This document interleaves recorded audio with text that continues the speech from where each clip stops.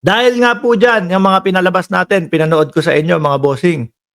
O eto, meron pong ilang mga kongresista na hindi na din po maiwasan no, na makapagsalita ng mga masasakit na bagay po. Kasi dun sa ginagawang paikot-ikot nitong mga tauhan ni BP Sara, mga bossing, mahahalata at mahahalata ho natin sila Sabi ni Opel, ni Ma'am Opel, sino kaya ang nasa safe house na yan? Hindi po natin alam, mga kababayan, kung sino yung nandyan sa safe house na yan. Sa tingin nyo, sino yung nandyan sa safe house na yan? O yan, i-komento nyo kung sino yung nandyan sa safe house na yan. Ha? Eto na tayo. Dumako tayo sa pang-apat na topic natin. Si Asidre po, mga bossing. Tinanong na po yung tinanong na po yung tawag dito, Chief of Staff, mga kababayan, ni BP Sara o ng Office of the Vice President. Paano ko ba sasabihin to? Tatype ko na lang ha. Ayan. STUPID. Yan po yung sinabi, mga kababayan. Or, nagsisinungaling ka. O, game. Central Records. Sabi ni Jacob, baka naman rest house, hindi safe house. Hindi nga natin alam kung sino yung nandyan sa safe house na yun. Diba? O, game. Unit, Mr. Chair. Naka-number na siya as a special order. So, we took that as para it triggered the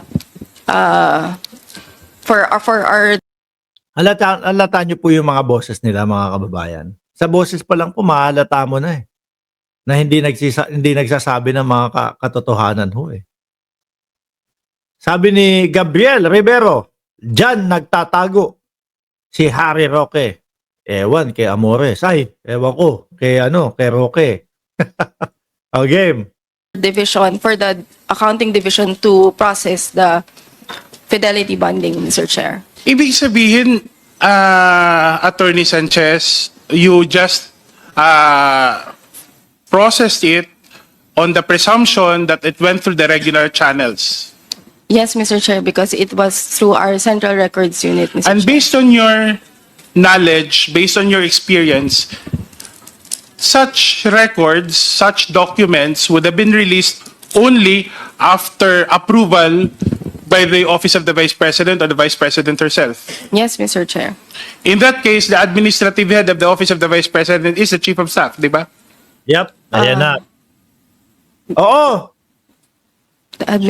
I am the Director for Administrative Service, Mr. Chair. But what I mean Tingnan nyo ang lalayo ng mga sagot. Tinatanong lang, yung Chief of Staff ba? Oo o hindi. No? Sasagot niya, ako po yung director ng something. Doon pa lang po, mga kababayan, nahahalata na po itong mga ito na nagsisinungaling ho.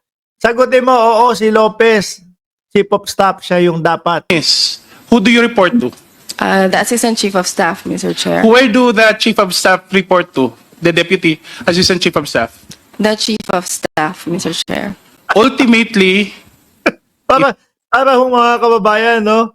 Kapag kayong nandiyan na sila, parang mga nabibo-bo ho. No?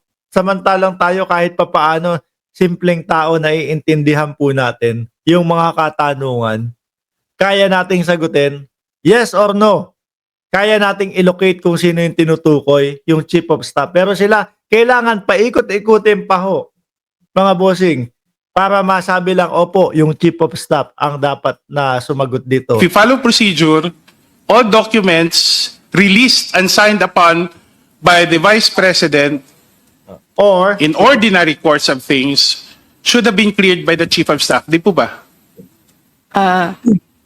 opo, I have no specific knowledge on that matter. If all the documents are coursed through the Chief of Staff, Alam mo- Mr. Chair. Ibig sabihin, lawyer, mga kababayan, ha? Abogado, attorney, mga bossing.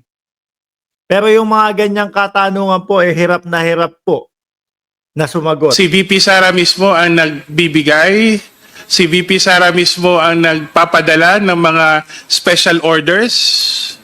Mr. Chair, there are other administrative officers in the office of the Vice President. But who proper. presents it for the signature of the Vice President? I am not. Attorney Lopez, who presents documents for the signature of the Vice President? That particular document, Your Honor, it was not from the office of the Chief of Staff. That designating memo. But I'm asking another question, ma'am. Yes. Who presents documents for signature of the Vice President? The office of the Chief of Staff, Your Honor, we prepare it. Correct. Kita mo, pinapaikot-ikot ho nila mga kababayan. Gusto nilang maiwasan, gusto nilang malayo doon sa topic, paiikot-ikutin nila. Ang ending, Chief of Staff pa din ho. Sabi ko sa inyo eh. Diyos ko Lord. Lalo ho itong madidiin tong mga to, mga boy. In Diba? some cases, correct. So for this particular confidential fund, designation of SDO for confidential fund, hindi ho dumaan sa inyo. Hindi po, Your Honor. I will repeat it because you're under oath, ma'am. Yes. For the record. You did not present the document for the signature of the Vice President. Yes, Your Honor. You did not prepare the document designating the SDO of the office of the Vice President. No, Your Honor, I did not. Have you subpoenaed, Mr. Chair, the copy of the special order? Because it should contain the initial underneath the signature. Because if we have not, I would like to move that we request for a copy of the special order. Because otherwise, Mr. Chair, I would be worried that somebody would be given the authority to disburse hundreds of millions of pesos and not have to go through ordinary processes. Eh kahit nga travel order, kailangan initialan ng Chief of Staff eh. Oo. Travel order lang yun. Your Honor, may I answer? Please, Attorney Mr. Chair, Lopez. Mr. Chair, yes. As mentioned, the matter of travel orders, there are only certain. Ito yung sinasabi ko sa inyo mga kababayan. Napakinggan nyo po yung sinabi ni Asidre. In-example niya po mga bossing na miski nga travel order kailangan pirmahan ng Chief of Staff. Pero example lang po yun mga bossing. So ngayon, para medyo lumayo siya doon sa mismong itinatanong at hindi na ulitin yung itinatanong talaga sa kanya mga bossing. Ang tutuunan niya ng pansin, yung in-example lang. Masisita siya dito. travel orders that I signed because there's a delegation of authority But in our nonetheless, office. Madam Attorney Lopez, nonetheless, those delegation has been arranged with your agreement or with at least with your facilitation. Yes. So you cannot claim that delegation is proper here, di ba? Kasi ultimately, even the act of delegating has to be discussed with you. Tama po ba? And there was a discussion, I'm sorry, Your Honor, just for a point of clarification. We are referring to the delegation of authority as regards travel issuances? Or are we referring to? No, ordinary documents, ma'am, that require the signature of, like we're just using an example, the travel, kasi kung ang travel, No, mga kababayan, iniba niya, biglang ang pinukusan ay yung travel documents po. No? Ay, Diyos ko. BP, ano tong mga staff mo? Ako ho, naniniwala ako matatalino ho yung mga yan, mga bossing. Kaya lang po, dahil po sa hirap ng kanilang pinagdadaanan, no? Sa hirap itago ng mga dapat nilang itago, nagmumukha po silang BOBO sa harap nating mga normal na Pilipino.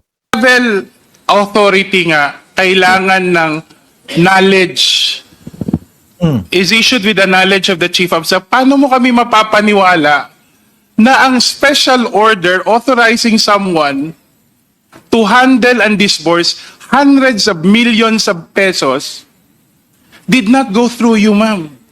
Either you're stupid, ma'am, or you're lying. So, Yun yung sinasabi ko. Pero mga bossing ha, si Congressman Asidre, ayan, hindi ko nauulitin, ano?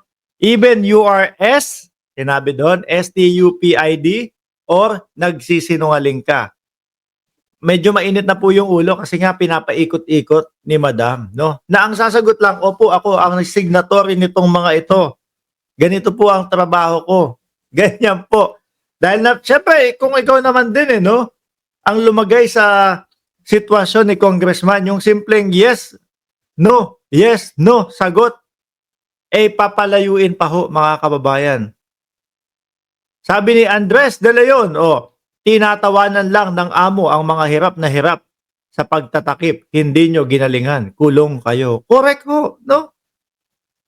At sabi nga po yan ni Andres, mga kababayan, sa panlimang topic natin, yan, si Zulaika, no? Zulaika Lopez, na-contempt na nga po. No? Ano sa Tagalog ng contempt? Kulong sa Kongreso. Diyan matutulog. Hanggang kailan ho, mga kababayan? Hanggang 25 ng Nobyembre yung susunod na hearing. Doon po, mga boss. Ngayon, ito, nakita ko sa social media.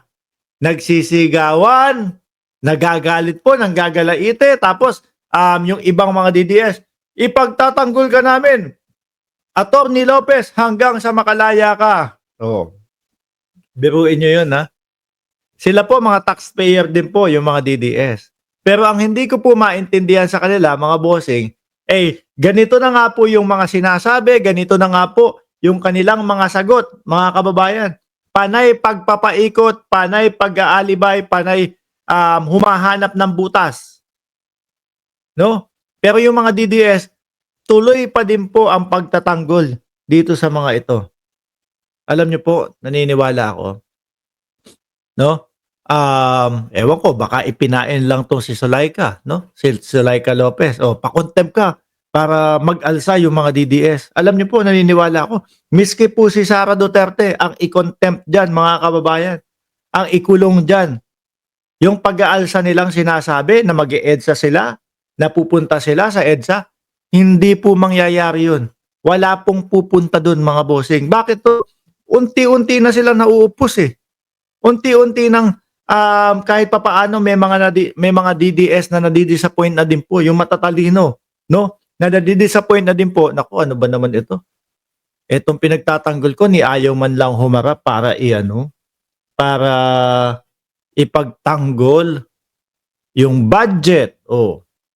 Isa din po, mga bossing, ang Vice Presidente, ako naniniwala ho na siya din po ang may kasalanan kung bakit kung sakali na hindi madagdagan yung 733 million nila.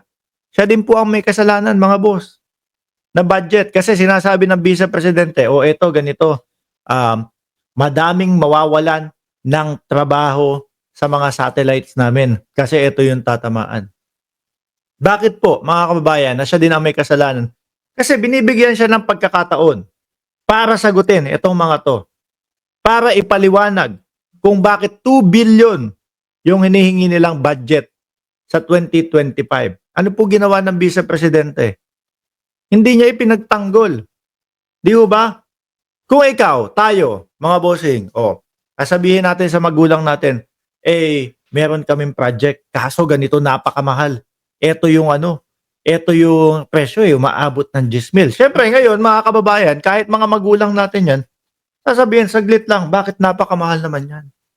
Basta yan yung kopya, no? Huwag mo akong tanungin kung bakit. Hindi ako sasagot doon sa mga tanong mo. Ang iisipin ng magulang mo, sandali lang, kahit may kopya, kailangan ko pa din ng paliwanag ng anak ko. Di ba? So ngayon, kung pinaliwanag niya po, mga kababayan, doon sa Kongreso, kung ipinaliwanag niya, bakit 2 bilyon? Kasi may mga ganito kaming mga proyekto. May mga ganitong satellite kami na tumutulong sa mga kapwa natin, mga Pilipino. At least, kahit papaano, mga boss, merong pagbabasihan po. Oo nga, no? Okay naman pala itong satellite nila nakakatulong. Pero kung yung iiwanan mo ng ganon, na walang paliwanag, tapos ikaw pa yung nagmamalaki, bahala kayo, approve mo kung hindi. Tapos nakapagbigay pa siya ng salita na magtatrabaho ang Office of the Vice President kahit walang budget. O eto nga lang po meron pa ding budget. 733 million pa din po. Pero nagngangawa na sila. Sabay biglang pabiktim na ho na, o sige, kung yan lang ang budget nyo, edi madaming mga mawawalan ng trabaho sa Office of the Vice President. Pero ho, ang bilib ko dito sa Kongreso, mga kababayan, kahit na po mukhang magdadagdag at mukhang dinagdagan ng Senado, mukhang hindi pa din po sila papayag, mga boss. No? So yan po yung yan po ang Chief of Staff, si Zulaika Lopez, mga kababayan, ng OBP. Contempt. So, kulong. Pasok sa oblo, mga boss. Siguro yung sinasabi ng iba, si BP Sara naman. Oh. Tapos sabi naman ng mga DDS, sige, subukan yung gawin niya kay BP Sara. Na i-contempt si BP Sara. Ako po naniniwala na kahit po i-contempt yun, hindi din po magdadaluhan yan doon sa sinasabi nila na na people power nila. Si Morales na lang ang pumupunta nga doon Yung huling people power nila, di 17 na lang. Sabi ni Janelle De Guzman, baka magtampo na naman sa atin to. Nagko-comment ako, Mark, hindi mo pinapansin. Sorry naman ka minsan-minsan. For sure, tuwang-tuwa si Gloria Mercado ngayon kasi sa Laika ang nagpa-resign sa kanya. Oo. At meron pang mamaya ho, bandang alas 10 ng gabi. Gabi ba? Alas 10 ng gabi sa akin, alas 9 ng umaga sa inyo, alas 11 ng umaga sa inyo, pag-uusapan natin yung hindi sila dumadaan sa due process, mga bossing. Sabi ni Michael Llamas, 12:50 p.m. watching from Stockton, California. Sabi ni Roberto Cabe, Sara, di dapat yan maging presidente sa 2028. Ngayon pa lang, hindi na tumutulong umunlad ang bansa sa Pilipinas. Sabi ni Roberto Cabe, sabi ni Nilda Malco, nakasubaybay lagi akong usapin ito lagi kay Sara kung gaano kasama. Anyway, mga bossing, Chief Amo Sir, mag-iisang oras na din po tayo magkakasama dito, no? Antabayanan nyo po yung live natin mamayang alas 11 ng umaga. Pag-uusapan po natin yung iba pang mga nabuko dito sa hearing na ito. Kagaya na lang po nung hindi nila yung mga pagpaparesign, yung mga forced resign, yung mga hindi dumadaan sa due process. Mga nabuko din po yun, mga boss.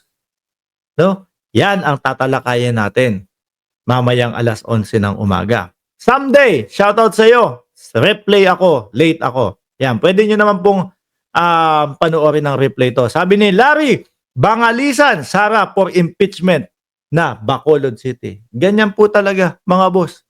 Ang posible at maaaring mangyari. Baka nga po ilang buwan na lang yan.